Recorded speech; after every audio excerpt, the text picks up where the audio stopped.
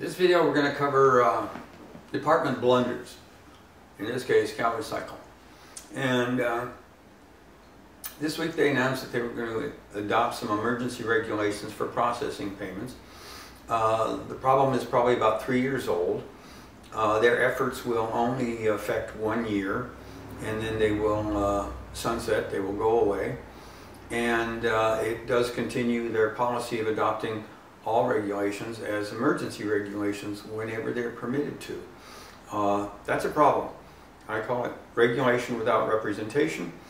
Industries are permitted, stakeholders are permitted to comment. Those comments can affect what is or is not adopted, and they don't get that right because of the emergency regulations. It's time for the legislature to fix that. There's another program that was approved some time ago.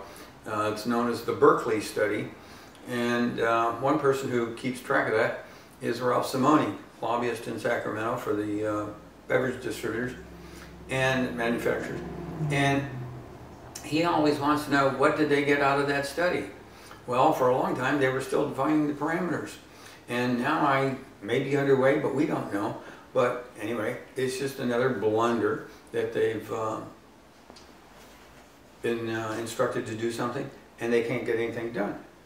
Also, in the past few weeks, recyclers around the state have been getting notices, dunning notices, past due notices on violations that they did not pay.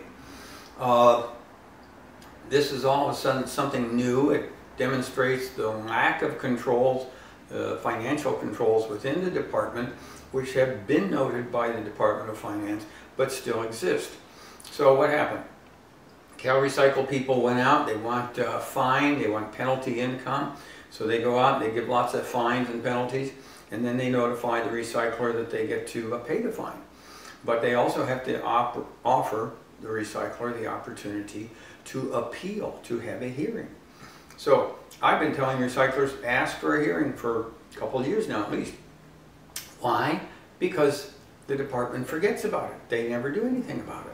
So now all of a sudden, one section over in accounting, they realize they haven't been doing anything about this, so they're sending out these past due notices. These things are hundreds of days old, 100, 200, 300 days old. These people asked for hearings, were never given hearings, and now they're being done because they didn't pay the violation. It's the department that failed to perform. One hand doesn't know what the other hand's doing, but all of a sudden, in the financial side, hey, we haven't followed up on this, we're due this money. They think they're due that money. Guess what? If the department didn't permit the requested hearing, who's on the hook? And how long should the recyclers be on the hook for this? Shouldn't there be some statute of limitations imposed on the department? Or do they just get to fix their mistakes no matter how old they are?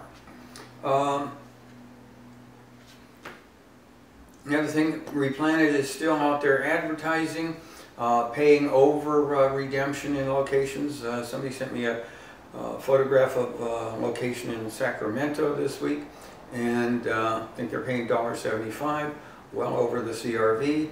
They're not even subsidized, so I don't think they need any increased subsidies. All right, and those are Cal Recycle blunders. We're going to get into another big one soon, so be watching.